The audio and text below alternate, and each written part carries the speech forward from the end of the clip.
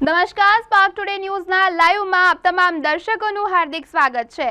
લોકસભા ચૂંટણી 2024 કે જેના પડઘમ વાગી ચૂક્યા છે અને બીજેપી દ્વારા પણ કહી શકાય છે કે 195 લોકસભા ઉમેદવારોની પ્રથમ યાદી જાહેર કરી દેવામાં આવી છે। ઉત્સાહભેર તમામ લોકો જે રાહ જોવાઈ રહી હતી કે ક્યારે બીજેપી દ્વારા યાદી જાહેર કરી દેવામાં આવશે, ત્યારે આજરોજ પ્રેસ કોન્ફરન્સ યોજીને જેમાં કહી શકાય છે કે વિનોદ તાવડે કે જે બીજેપીના રાષ્ટ્રીય મહાસચિવ છે તેમને આ યાદી એટલે કે પ્રથમ યાદી જાહેર કરી છે, જેમાં વડાપ્રધાન મોદી પણ સામેલ છે, જેઓ વારાણસીથી ચૂંટણી લડવાના છે, તેમજ અમિત શાહ કે જેઓ અમદાવાદથી ચૂંટણી લડવાના છે અને જેમાં ગુજરાતની 26 બેઠકોમાંથી 15 બેઠકો પર નામ જાહેર કરવામાં આવ્યા છે। તમે સ્ક્રીન પર જોઈ શકો છો જે 15 બેઠકો છે તેમાં નામ જાહેર કરી દેવામાં આવ્યા છે, જેમાં વિનોદ ચાવડા કે જેઓ કચ્છથી નામ જાહેર કરવામાં આવ્યું છે, લોકસભા 24ની ચૂંટણી લડશે, તેમજ રેખાબેન ચૌધરી જે બનાસકાંઠાથી લડશે, ભરતસિંહ ડાભી પાટણથી અને ગાંધીનગરથી અમિત શાહ। આપણે સૌ જાણીએ છીએ કે અમિત શાહ ચૂંટણી લડવાના છે તેવા એંધાણ વર્તાઈ રહ્યા હતા, ત્યારે જે પ્રેસ કોન્ફરન્સમાં જે માહિતી આપવામાં આવી તેમાં પણ અમિત શાહ જે ચૂંટણી લડવાના છે તેઓનું નામ ડિક્લેર થયું છે, તેમજ નવસારીથી CR પાટીલ જે પણ અંદાજો હતો, જે કહી શકાય કે માહિતી આવી રહી હતી કે નવસારીથી CR પાટીલ ચૂંટણી લડવાના છે, તેવી જ રીતે જે અંદાજો હતો તે પ્રમાણે CR પાટીલ નવસારીથી ચૂંટણી લડવાના છે, તેમજ કહી શકાય પુરુષોત્તમ રૂપાલા કે જેઓ રાજકોટથી ચૂંટણી લડવાના છે। આ નામો જાહેર કરવામાં આવે છે। ગુજરાતની 26 બેઠકોમાંથી 15 નામો જાહેર કરાયા છે, જેમાં પોરબંદરથી મનસુખ માંડવિયા, જામનગરથી પૂનમબેન માંડવ તેમજ મિતેશભાઈ પટેલ કે જેઓ આણંદથી તેમનું નામ સામે આવ્યું છે, તેમજ ખેડાથી દેવસિંહ ચૌહાણ,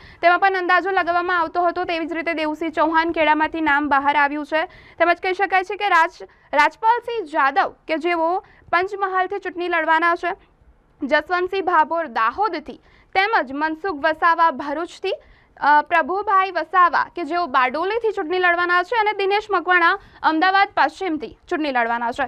આપણે તમામ કહી શકાય કે લોકસભા 24ની આ ચૂંટણીની તૈયારીઓ ખૂબ જ બીજેપી દ્વારા તાડામાર તૈયારીઓ કરવામાં આવી અને ઘણા દિવસથી કહી શકાય કે સસ્પેન્સ બીજેપી દ્વારા લગાવવામાં આવ્યો હતો કે કોના નામ જાહેર કરવામાં આવશે, ત્યારે 195 લોકસભા ઉમેદવારોની આ પ્રથમ યાદી જાહેર કરવામાં આવી છે, જેમાં કહી શકાય છે કે 15 ઉમેદવારો જે 15 ઉમેદવારોમાંથી 10 ઉમેદવારો ફરી એક વખત રિપીટ કરવામાં આવ્યા છે। કહી શકાય છે કે લોકસભાની ચૂંટણીને લઈને પડઘમ વાગી ચૂક્યા છે, અનેક જગ્યાએ તૈયારીઓ ચાલી રહી છે। બીજેપી દ્વારા જ્યાં નામ છે જે ગુજરાતની 26 બેઠકો છે તેમાંથી 15 જે બેઠકો છે તેમાંથી આ નામ જે જાહેર કરવામાં આવ્યા છે, ત્યારે કહી શકાય છે કે જે રિપીટ પણ કરવામાં આવ્યા છે। 15 બેઠકોમાંથી જે નામ જાહેર થયા છે, આપણે અમુક બેઠકો પર તો ખ્યાલ જ હતું કે કઈ બેઠક પરથી કોણ લડશે, જેમ કે આપણા ગૃહપ્રધાન અમિત શાહ કે જેઓ ગાંધીનગરથી ચૂંટણી લડવાના છે, તેમજ નવસારીથી CR પાટીલ, તમામ લોકો જે આ નામ બહાર આવતા હતા તેવી જ રીતે ફરી એક વખત આ જે નામ છે જે બહાર આવ્યા છે કહી શકાય છે।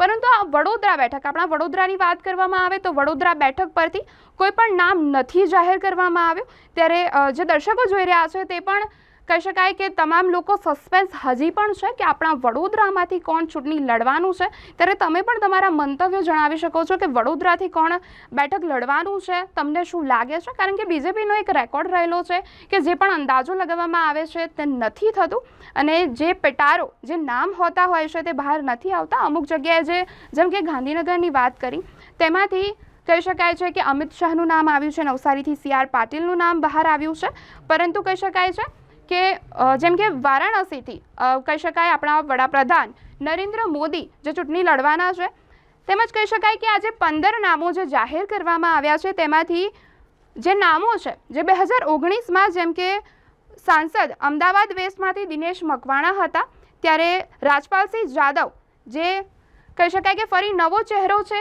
તેઓનું પત્તું જે રતનસિંહ રાઠોડ કે જેઓ 2019માં હતા ત્યારે તેઓનું પત્તું રાજપાલસિંહ જાદવ દ્વારા કહી શકાય કે કાપી દેવામાં આવ્યું છે, તેમજ પોરબંદરથી મનસુખ માંડવિયા આ વખતે લડવાના છે, પણ 2019માં રમેશ ધડુક કર્યું હતું, ત્યારે કહી શકાય છે કે જે તમામ લોકો છે તમામ ઘણા લોકોના પત્તા કપાયા છે અને ઘણા નવા ઉમેદવારો સામે આવ્યા છે, જેમાંથી પંચમહાલ હોય, પોરબંદર હોય, બનાસકાંઠા છે। બનાસકાંઠામાં આ વખતે રેખાબેન ચૌધરીને ટિકિટ મળી છે, તેઓ ચુનાવ લડવાના છે, પરંતુ ગઈ વખતે એટલે કે 2019માં કહી શકાય છે કે રમેશ ધડુક છે તેઓ ચૂંટણી લડ્યા હતા, ત્યારે આપ પણ અમારા કોમેન્ટ બોક્સમાં જણાવી શકો છો કે તમારી શું પ્રતિક્રિયા છે આ પર જે ગુજરાતમાં 26 બેઠકોમાંથી 15ના નામ જાહેર કરવામાં આવ્યા છે।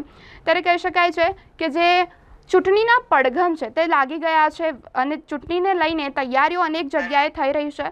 ત્યારે ગુજરાતની આ 26 બેઠકોમાંથી 15ના નામ જાહેર કરવામાં આવ્યા છે। આ તમામ જે સ્ક્રીન પર છે તે તમે જોઈ શકો છો કે કયા કયા નામ છે જે જાહેર કરવામાં આવે છે। જેમ મેં આગળ પણ કહ્યું, આ તો જાણીતા ચહેરા છે અમિત શાહ કે જેઓ ગાંધીનગરથી લડવાના છે। આ તમામ જે 26 બેઠકો છે તેમાંથી 15 બેઠકો પર નામ જાહેર કરવામાં આવ્યા છે। હજી પણ આપણા વડોદરા છે, અનેક જગ્યાએ નામ બહાર આવવાના બાકી છે।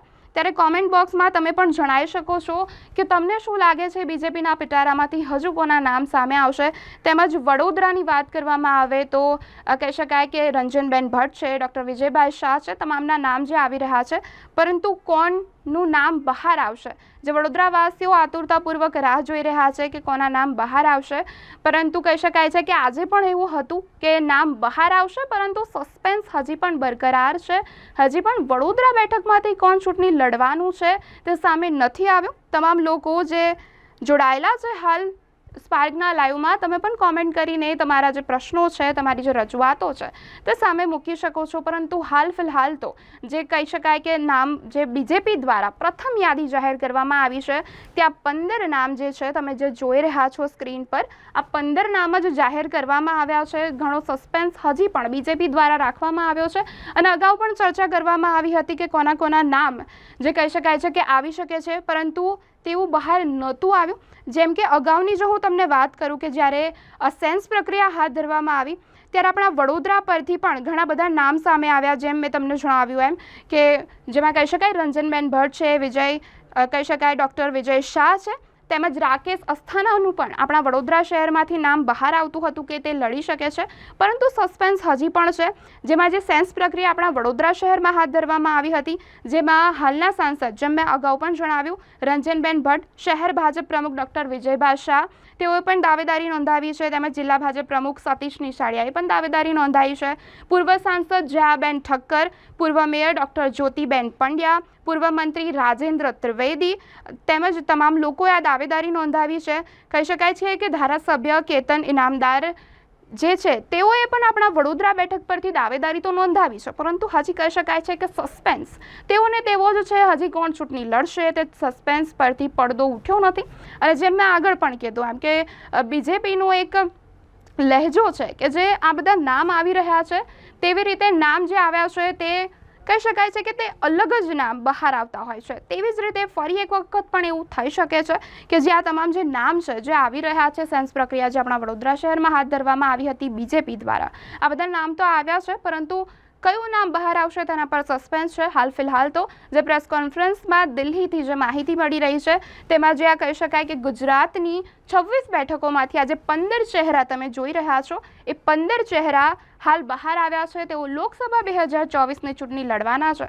ત્યારે કહી શકાય કે આ ચૂંટણીમાં અનેક જગ્યાએ કહી શકાય કે તમામ જે લોકો છે કાયાપલટ થઈ છે ચૂંટણીમાં। ચૂંટણીનો એક દોર હોતો હોય છે કે તેમાંથી અનેક લોકો કહી શકાય છે કે પાર્ટી છોડીને બીજી પાર્ટીમાં જતા હોય છે। તેવી જ રીતે અનેક લોકોએ પણ કહી શકાય કોંગ્રેસમાંથી વિદાય લીધી અને ભાજપનો ભગવો ધારણ કર્યો, અનેક પાર્ટીમાં ભંગાણ સર્જાયા।